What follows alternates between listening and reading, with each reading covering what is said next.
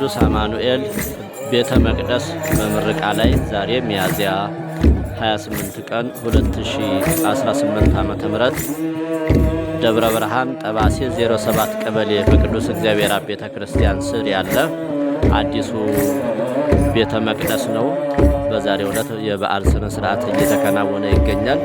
እንኳን አደረሳችሁ፣ እንኳን አደረሰን። ቅዱስ አማኑኤል በበረከት በቸርነት በቃል ኪዳኑ ይጠብቀን፣ አሜን።